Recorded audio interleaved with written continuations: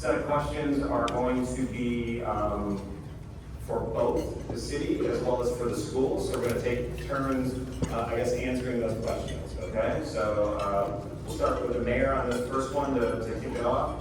Finances seem to be the buzzword on all news programs these days. Obviously, we know there has been inflation and all of our households are figuring out how to make ends meet.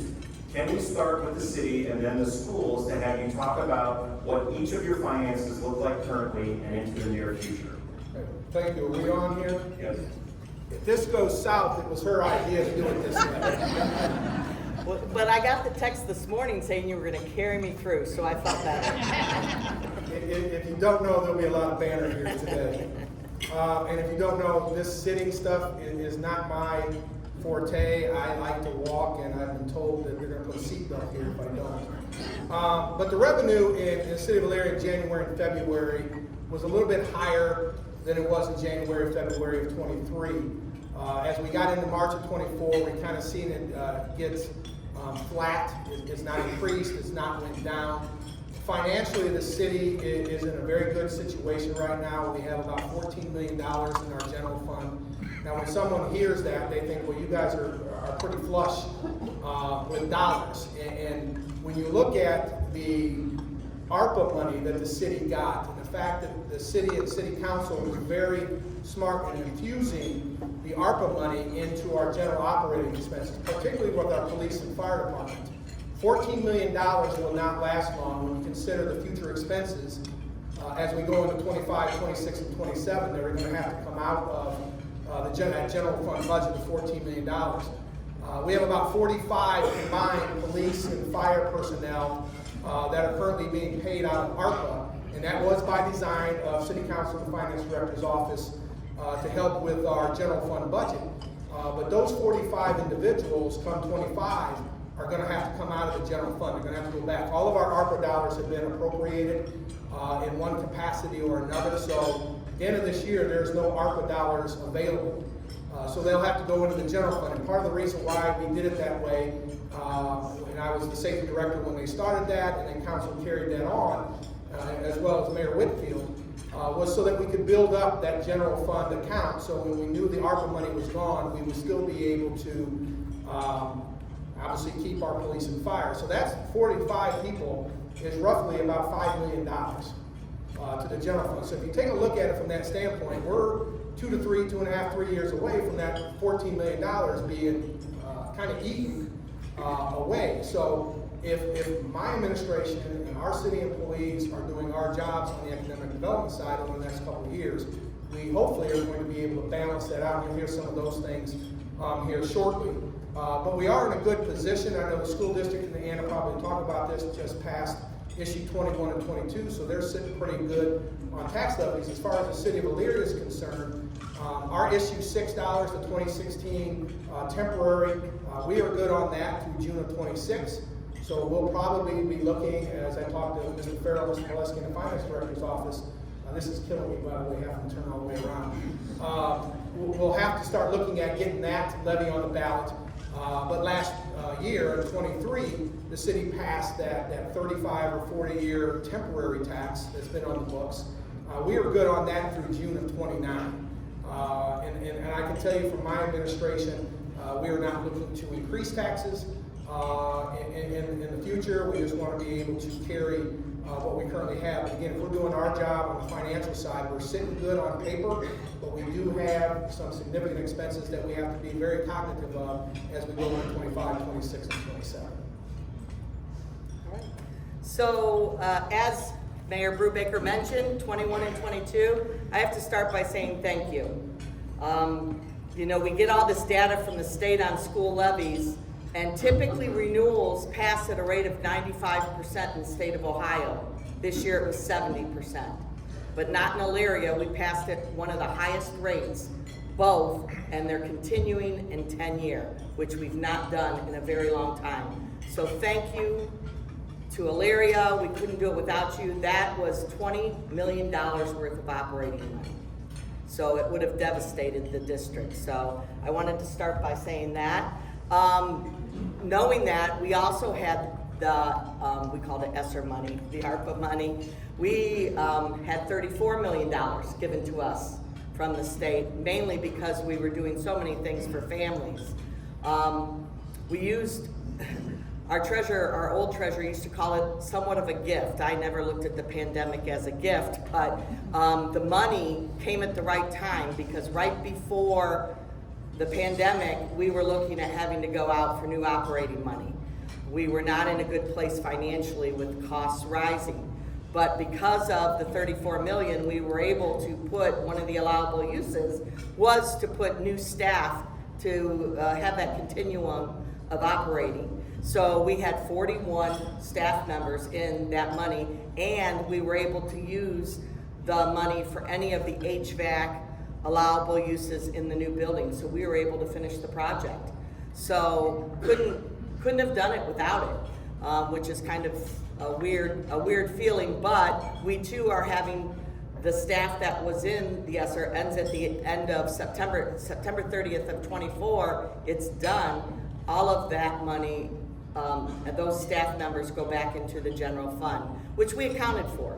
We're good through the next 5 years, but we start deficit spending next year. Most schools live in deficit spending, but that means we need to make some cuts.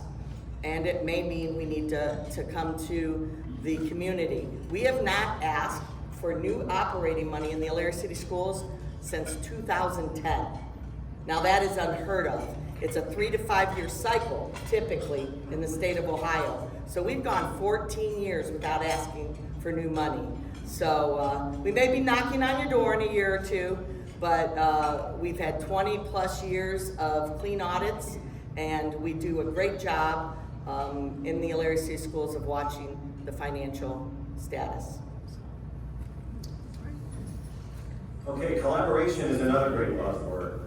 The county is in the process of going through a strategic plan. Collaboration has been a buzzword that they've used at every single meeting. The chamber just had our board meeting this morning in one of the other rooms here at the college, and collaboration is another word that has come up several times. Can you talk about any projects or partnerships that the city and the schools are currently working on? I'll be glad to start. Well, we just finished our master plan. I don't know who builds 5 schools. $178 million worth of building during a pandemic, but we did it, and we finished pretty much on time. And that's a tribute to our board and our staff and the community. It was so supported. We have new developments going on, some in the township. I'm sad to see the Peaches go, but Nagy's land is being developed, and new houses, I believe, somewhere between 70 and 100 homes. The state will tell us we can count a quarter of a child in each home. I don't quite know how that happens, but that's what they give us, a quarter child per home.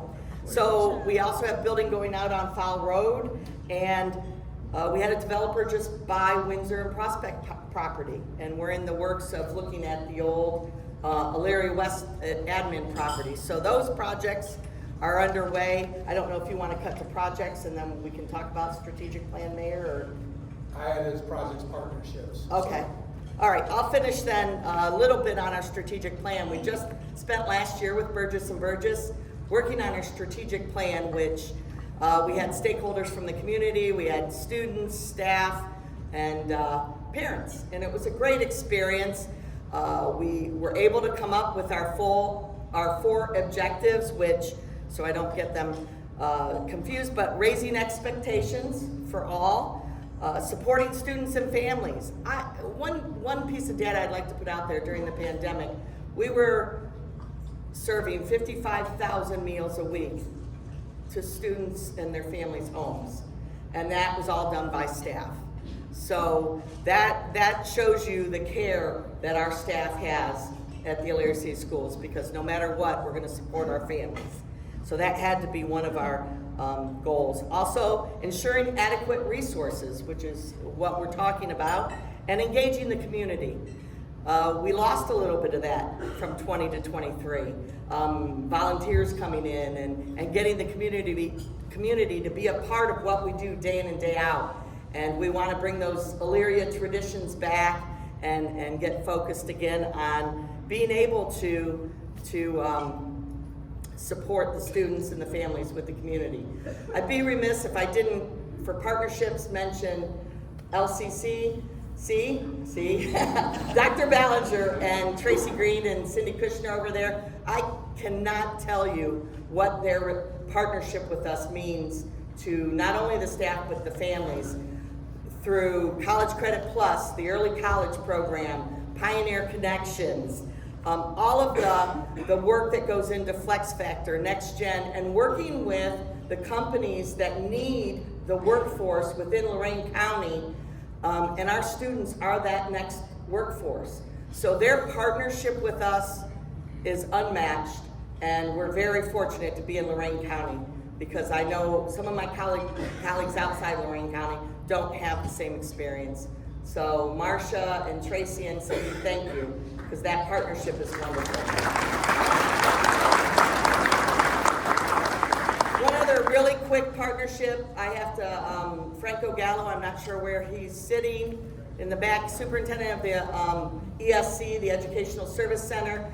They, with the Business Advisory Council, which a lot of you might be part of, we've really focused on workforce, and they take students on trips and apprenticeships to the clinic, to some of the manufacturing, Emerson and AJ Rose, and some of the companies in the area in Lorain County. And I think there's no better way to show our students what's out there. You know, when I went to school, your options were 4 years of college or 2 years of college. You know, we still would love to see our students further their education, but that doesn't always mean 4 years of college. There's a lot of endorsements, certificates, and technical licensure that they can get right out here at LCC, and you know, the companies out there that are showing them what their workers are doing and where they were trained. It's a wonderful experience. So thank you, Franco, for facilitating that.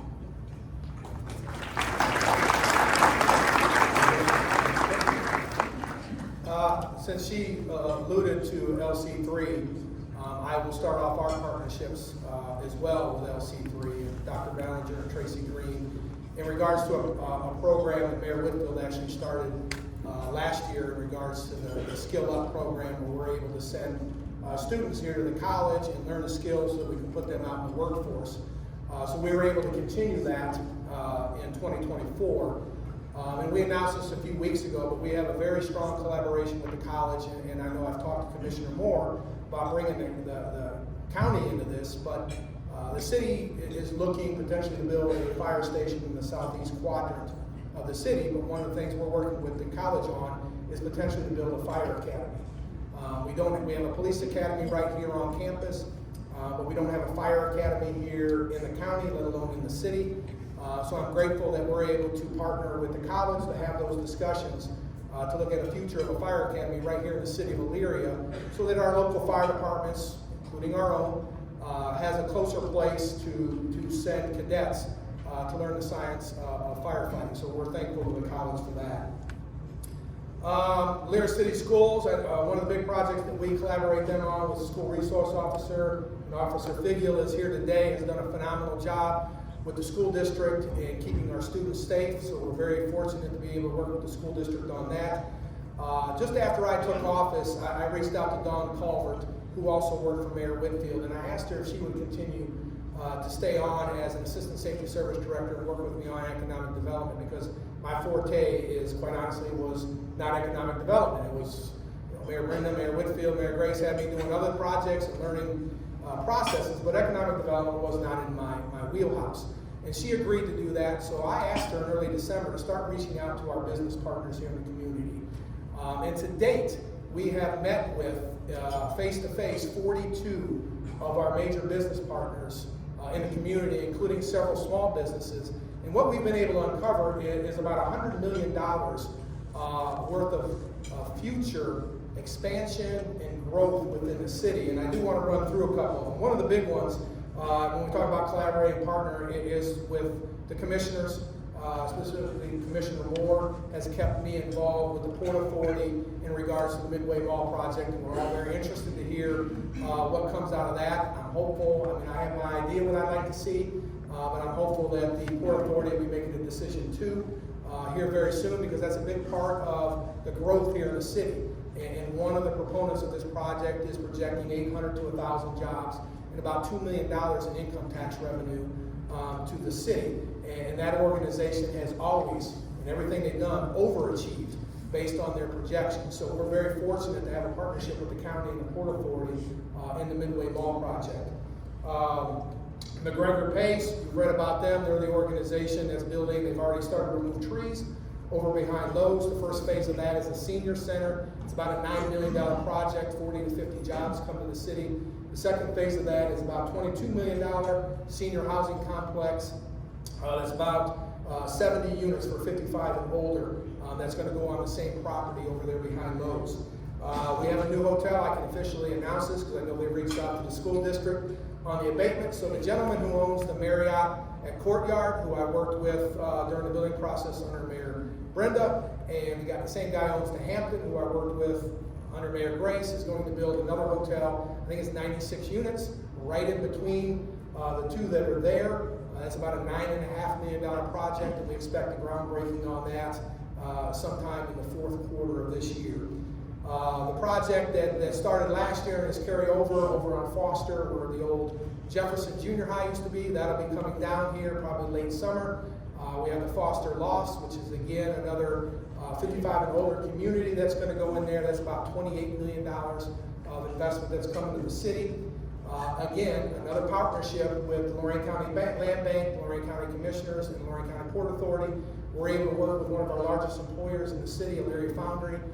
If you ever drove up Bullocks Parkway, you see off to the left and the right, there's a very large building there that's dilapidated. We're working with them to provide the resources and the funding to demolish that building and another building on the property for future growth, and another building to be added at the Elyria Foundry. That's about $400,000. Good Knights of Lorain County, they're the ones who build the beds for children. The city, the Community Investment Corp, City Council has agreed to, there's some property over on Leona that we took ownership of a number of years ago. We're in the process of transferring that. They're going to be able to build a 10,000 square foot facility, about $750,000. It's going to allow them to bring that, what they do for children in Lorain County, right here into Elyria over on Leona Street. One of our local companies, he's local born, played baseball over at Little League East. You know me, that's kind of where I spend a lot of my time. He has about 7 businesses, small businesses here in the community, and he's putting about $750,000 into his project that's going to bring 10 to 20 jobs to the community over on Taylor Street. We are working with, I won't announce the organization just yet, but we're working with the Energy Renewal Company that's looking to bring a $20 million project right here in the city of Elyria. Mr. Gallo announced the $800,000 that was invested over on Lowell Street with Beacon Building Products. They're a national company, international company. They have about 500 of their outlets in the United States and another 100 in Canada. So they've invested heavily in Elyria. And finally, as far as our projects and partnerships, we have about 400 plus homes between Mr. Yost, K-Hove, and Ryan Holmes that are in the process or will be built over the next 12 to 18 months.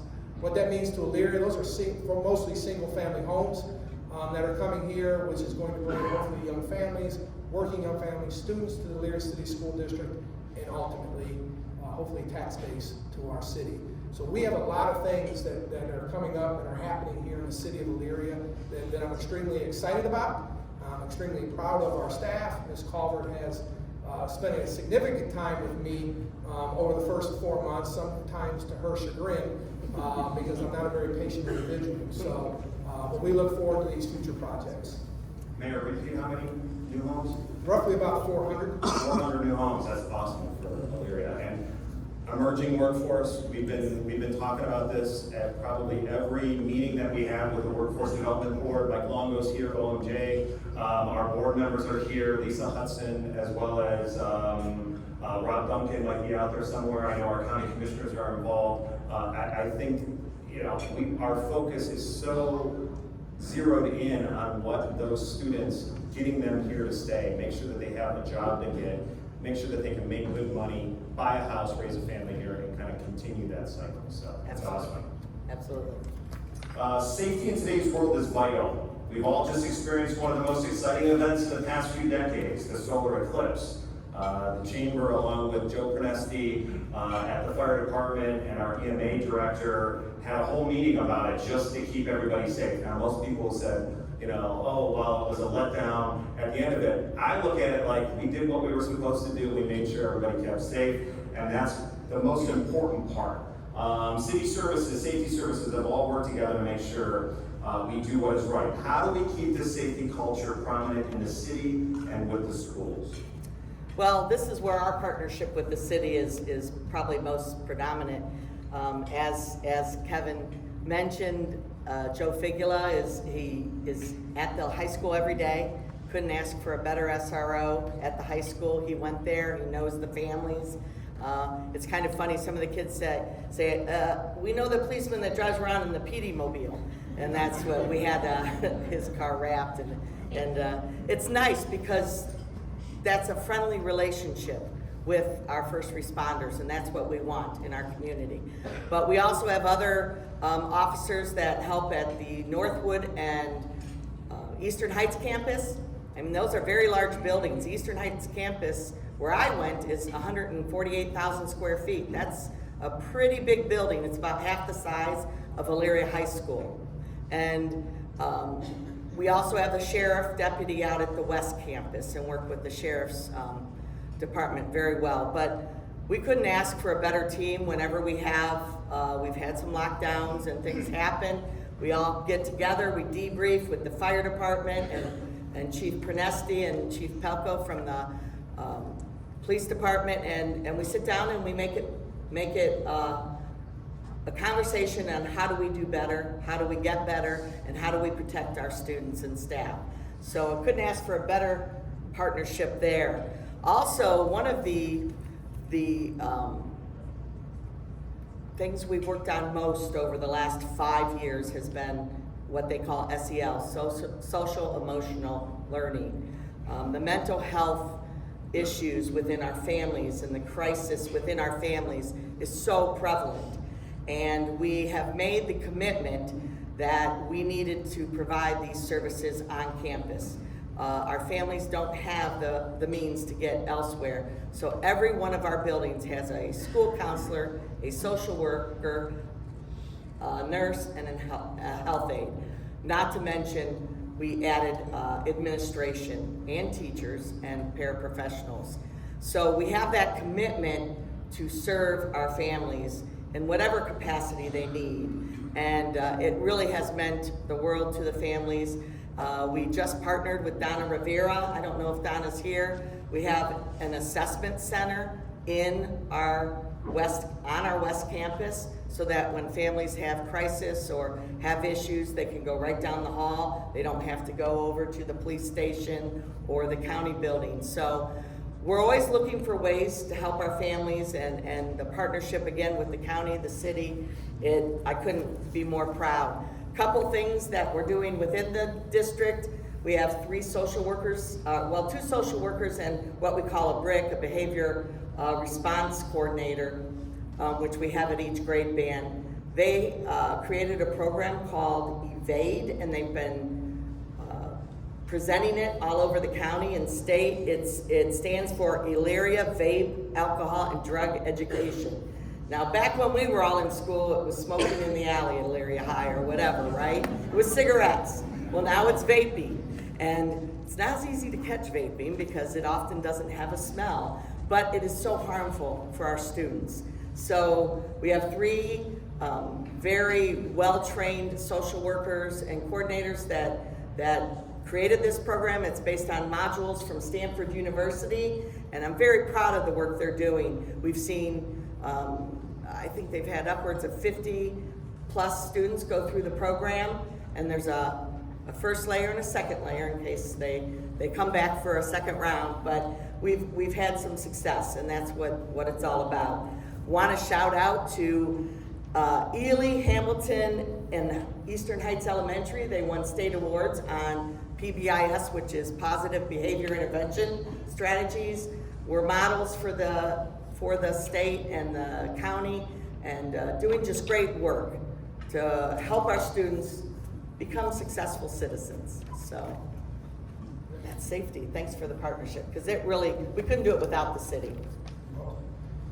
So I cut my teeth when I started working with the city in the safety, city services side of things, and this has always been very close to my heart, mostly because one of the dispatchers that's here tonight would call me multiple times at 2 or 3 o'clock in the morning for something, and I always was able to respond. But police and fire have been very important because I worked with them so closely, and I was fortunate under Director Sawirka to have that ability to be able to respond and work with our police and fire. Now, the police department has had a large turnover in a good way for officers, but you know, recruiting has always been a struggle for the Elyria Police Department.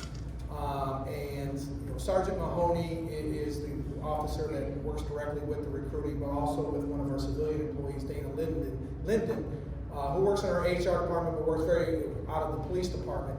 And the recruiting that they've done has been second to none. And when you can increase your police officers based on the recruiting, and then you throw in the very important piece of the pie that the City Council did in December when they increased our police department and our officers' pay, that has made a significant, along with the recruiting side, a significant difference in our recruiting. We're currently working with 5 laterals, which those are officers in other departments, to bring them on board. But most importantly, on the recruiting side, we're at about 62, give or take, on the new entry level test, which is 62 people that are looking to get into the police force. And we've not had that many to take the test in many years. What that's going to allow us to do is actually be very, look at those officers and be very selective on who we bring on board. It's no longer just, hey, we got to fill cruisers. We got to put people out there. Let's take a chance on this one. It's now about recruiting the right people. If you've been around me any significant amount of time, you know I have a philosophy that it's not just about having the right people on the bus, but it's about having the right people in the right seats on the bus. And this recruiting that's been going on is going to allow us to do that. Right now we have 82 officers, 72 actually working. We have 2 that are in the academy. We have 8 that are on some type of FMLA or something along those lines. But we have 72 working the road. The goal, and I believe we will hit this, is somewhere by the end of the year. Before the end of the year, we'll hit the goal of 90, which is what we are appropriated for. And with the hard work of them, along with the leadership of the captains and Chief Pelko, I believe we're going to hit that. Fire staffing, we are at the max. We are staffed appropriately for what we do currently. We're about 72 firefighters. I know we're getting ready to lose one, which puts us right at that 71 number. But we have a new ladder truck on order. It's about $1.4 million. Unfortunately, we're not going to see that until we're lucky, maybe the fall of 25. That was ordered a couple years ago. We also just recently ordered a new engine, pumper. If we're lucky, we might see that sometime in the next century, the way things are going. Roughly 2027. But, and I already talked about the fire station. Because the city is exploding on the outer perimeter of the city, we need to really look at establishing where is the best fit for these stations, and under the direction of Director Pronowski, at looking at that, and our projects guy, Assistant Director Strozak, we're looking at and coordinating where does that station look like, and how do we appropriate the right number of engines, the right spacing in the city of Elyria so that it can respond appropriately. When we talk about city services, this is something that I think 5 of you already asked me about this morning, is the projects on Gulf Road, Broad Street, and there we go. So there's nobody had tomatoes today, so I made sure they checked at the door. But Gulf Road, that expected to be completed.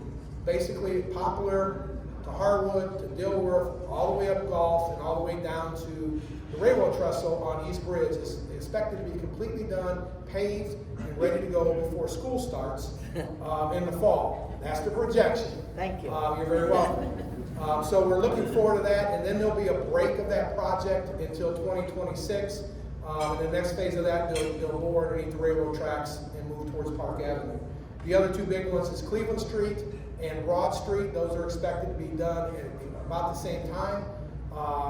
The engineer told me November 1st. I'm going to be safe and say the end of November because anything can happen. And I don't want anybody to come back and be said at the State of the City, they'll be done on November 1st. It's November 2nd. We'll get it done, but I have that commitment from engineering that those couple projects will be done. I talked about the fire station. The other part is city infrastructure.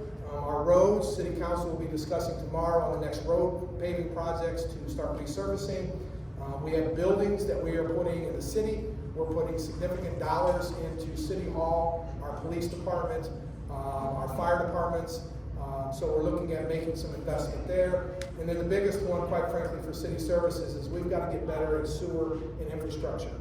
We have a lot, and I'll talk about this on what's next, but we have a lot of projects going on in the city in areas that we could develop more. We just don't have the sewer capacity. We need to start those studies and making sure that we can reach out to Congressman Latta and say, hey, can you go and get us some earmarks like he's already done twice, so that we can expand on either housing or on commercial development.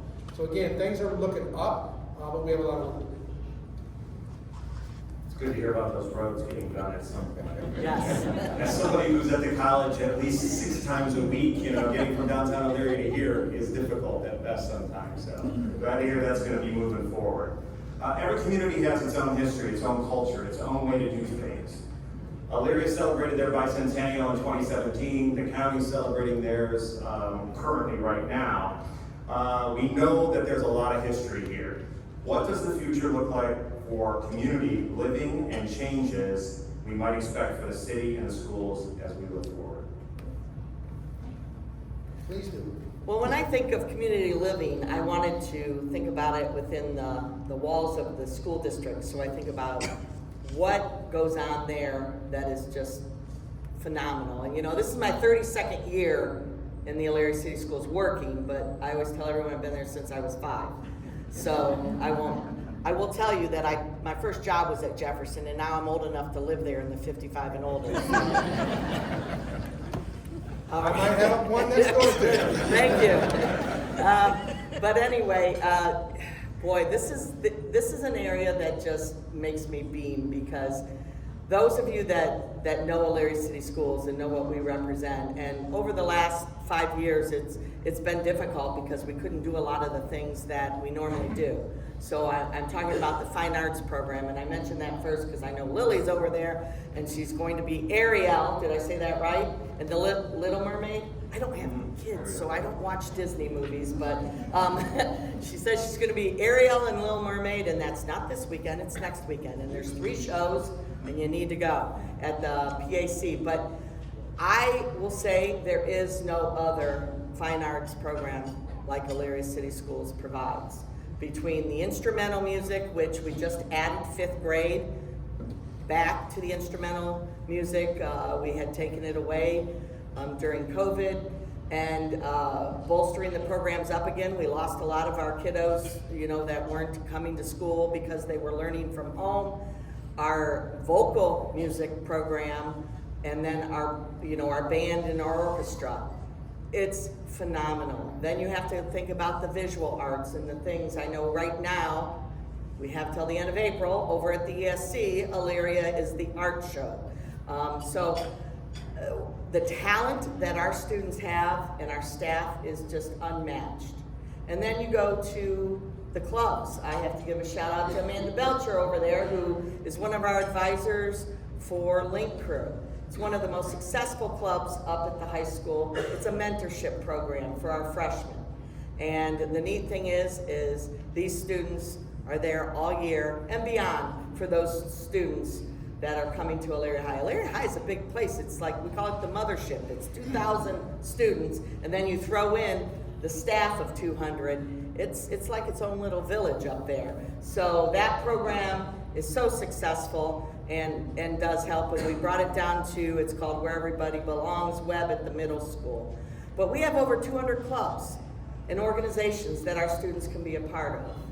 And then you move into athletics, and we talk about Elyria tradition. That's something that's been kind of a goal. I remember my interview, and I remember Greg Ellick looking at me and saying, it might have been you, Gebhardt, too. We want to be in the SWC.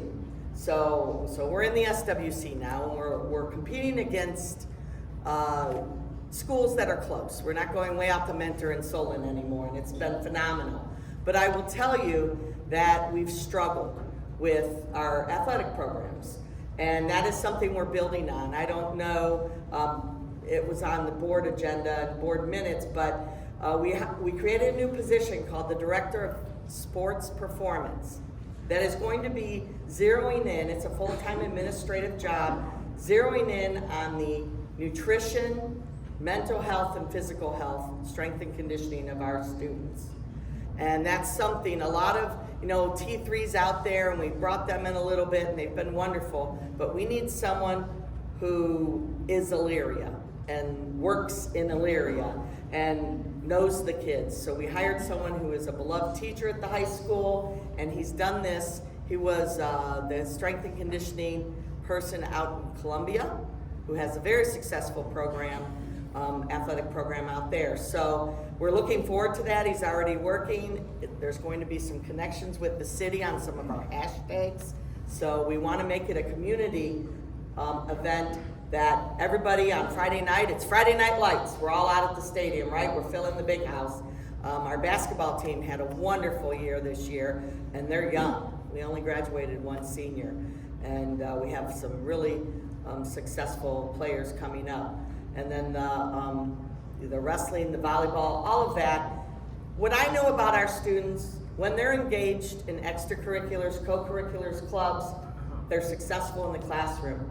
They come to school, and that's important.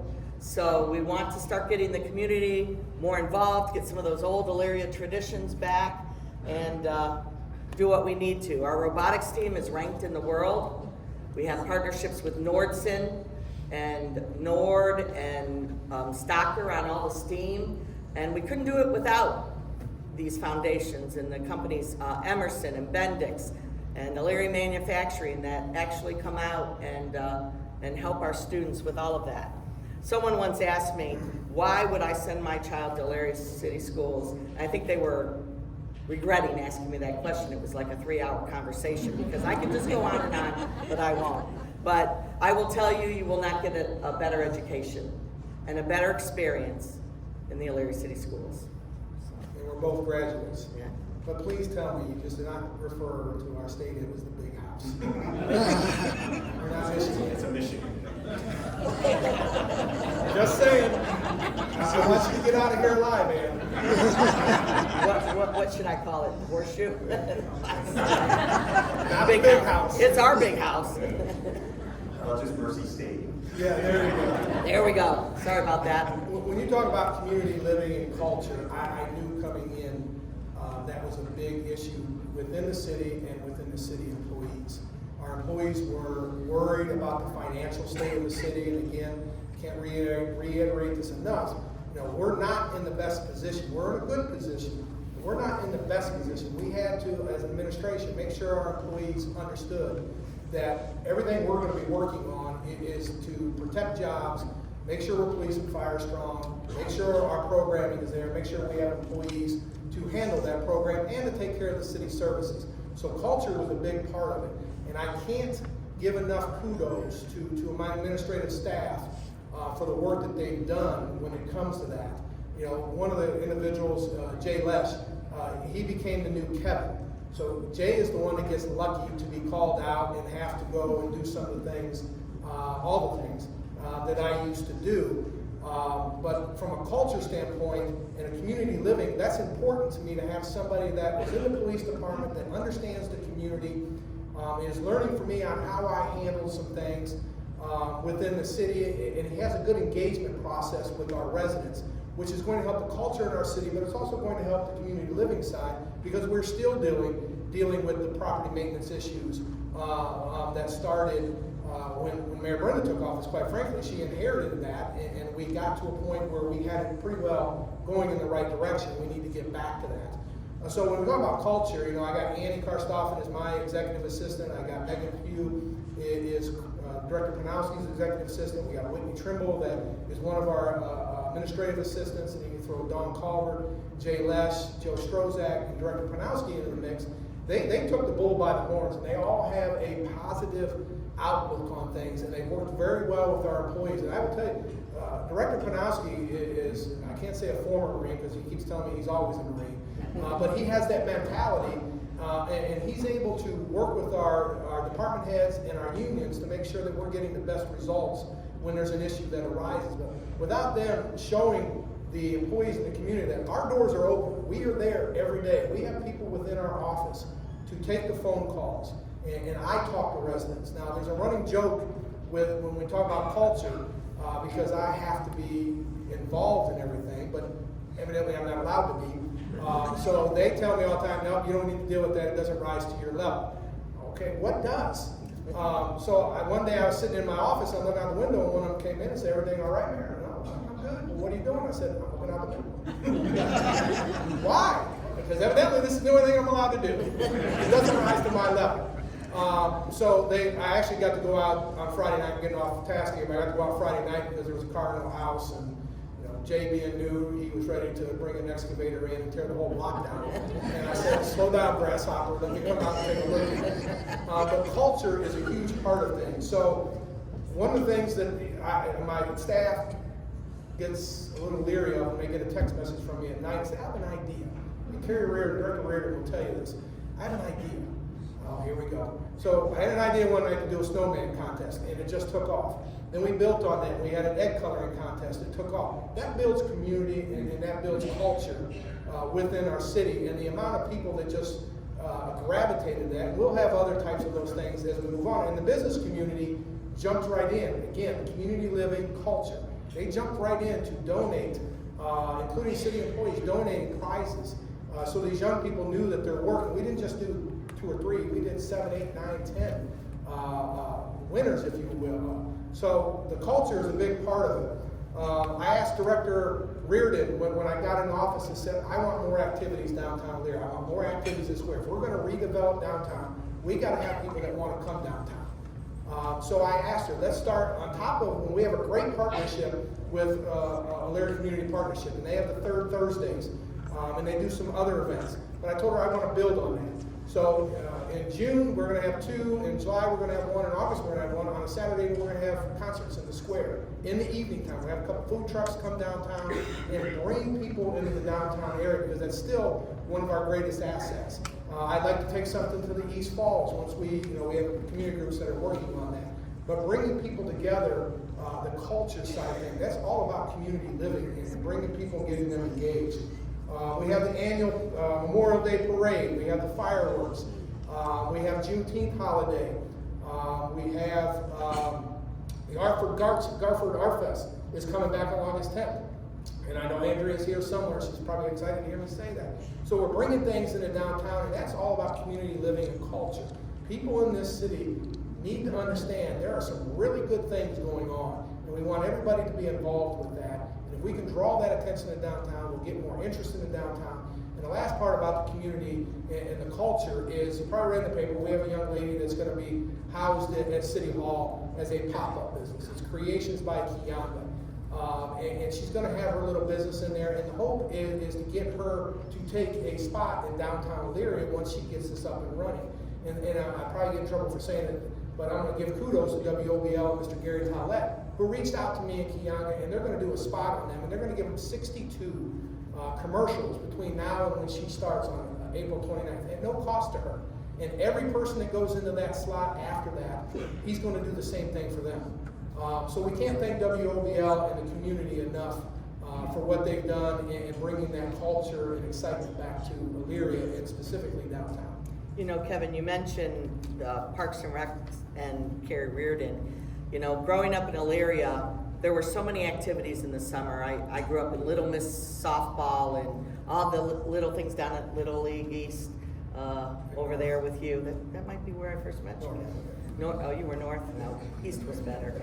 But we... When I started coaching here. Yeah, okay, I'll give you that. But that's kind of gone by the wayside over the years, and our students need something to do in the summer. And the Parks and Rec programs are essential. We need that programming, that partnership with that. So when you mention that, that is something that is near and dear to my heart, but I know our students need that. Okay, we're gonna wrap things up real quick. We wanted to leave a little bit of time for some questions, but Ann, if you can answer in like like 2 minutes. Yep. You got a room full of people here, 250 people. How can the community help or be more involved in the schools? If you can give them just a quick. I'll give you two things. First of all, We have 2 minutes. volunteer.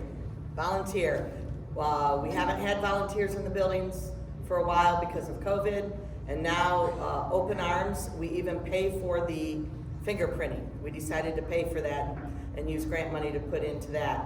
The next thing would be to come see the events. See how wonderful these students are and the talent we have, and support from the community side. And the events are on their Facebook page, Yep. on the website, all that's kept up to date, and that's where they can find out what's going on. Absolutely. Okay, Mayor, one last question, a parting question for you. You've been mayor for 4 months now. What is something you learned since you've been mayor? Nothing rises to my level. I guess that's how I would answer that. I guess in 4 months that everything is not as easy as I thought it was when I was in a different seat in a lot of different ways. I'm still learning. Everybody assumes because I worked under Mayor Grace, under Mayor Brenda, under Mayor Whitfield, and then for a year under Mayor Zilka, that this would just be like a river and flowing. And that's not always the case. I mean, there's been a few bumps along the way, but with a great staff, with great leadership in our departments, it's getting easier. But I'm still learning what being mayor is. I'm still getting used to walking down the street and someone says, "Hey, Mayor." Oh, talking about me. That's been a rough part to get used to that. But I would say just getting into the feel of this role. That's awesome. 2 people who didn't think they were going to be able to, answer questions very good. I don't know. Julie, don't ever get them on the stage at a Leadership Oregon County event. We'll be here for half the night. Like Now, me. Tony. I know. That's why Wait a I said it. minute. Julie, I was shorter than Tony, Yes, wasn't you I? were. You were. All right, so we do have a few minutes for some questions. If anybody has something real specific for either the mayor or the superintendent, kind of stand up, or anyone, come on, all of that, did we cover? Go ahead, Kurt. To the superintendent, who do we contact at schools if we are interested in volunteering, either as individuals or as organizations? Who do we contact at the schools if they want to volunteer? So there is 2 ways. Ask at elyriaschools.org is an email that goes directly to the communications department, or call the 284-8000 and ask for the communications department, and Adrian Scheitauer can direct you to wherever. She'll ask questions on your interests. Any other questions? Wayne, that? Ed? So Tony, earlier you touched on that you were born at Elyria Memorial Hospital. A lot of us say the same thing. Yeah. Mayor Brubaker, are there any efforts underway to talk to UH, bring that back to Elyria? Great question. So the question was about UH bringing them back. Director Culver and I have met with their executive leadership once, and we are on the calendar. She disappeared on me. We're on the calendar again in the next couple of weeks to go over and have lunch with them. I can tell you that they've put several $1 million in investments interior to the hospital, and they are looking to grow the hospital and bring services back to the hospital. I know they have a collaboration here with the college on nursing students. So they are a big partner of ours. And I will hopefully have some more updates on some of their expansion and growth after our next meeting. But we've had one very good conversation with them, and we'll be meeting with them again. Great question. Anybody else? Mr. Van Martin. Mayor, an update on Broad Street, north side of Broad Street, the East Sports Entertainment Complex and its timeline. Yes. So Forge 417, as you know, Mr. Flanagan is moving along. We had just seen the initial preliminary plans of the interior. They've already fixed the roof, did a complete demo of the inside of that building.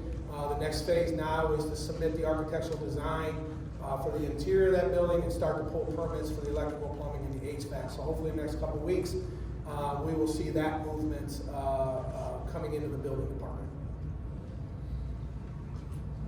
Anyone else?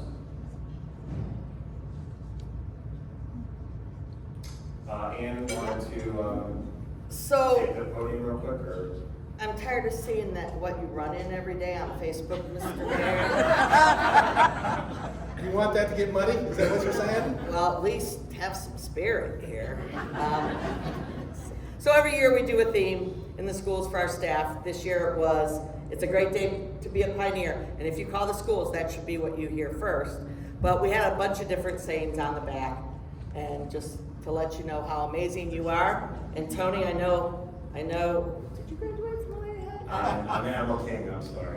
Yes. Well, the pioneers were here before the Titans, so there you go. Thank you very much. All right, sounds good, thank you.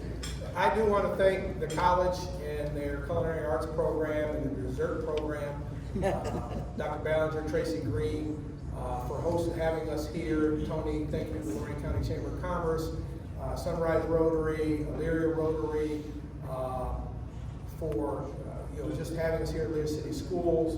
I would like to ask us what we did this year. I'm probably going over our time. That's okay. You guys paid to hear this.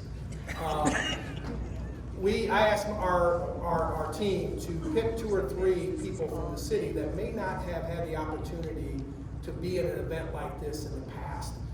And I took it upon myself to invite our unit presidents. But if you're a City of Elyria employee here today, and please don't be upset because we have a lot of things that other employees are taking care of. But if you're a City of Elyria employee, would you please stand, be recognized? Whether you're a councilman, elected official,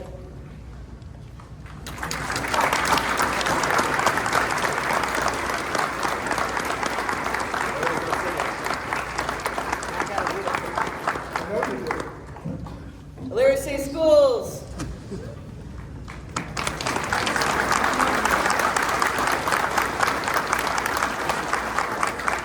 and if you did not see all the flags on your way in, the college's 60th anniversary is this year, so congratulations to the college, and Dr. Ballinger will be the Grand Marshal of the Memorial Day Parade this year.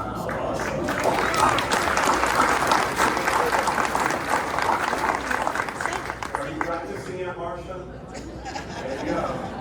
Looking forward to it. I guess with that, I do want to give a shout out to Tammy and Christy. You guys were a little overwhelming today. We had a whole bunch of people, but thank you for everybody who came early.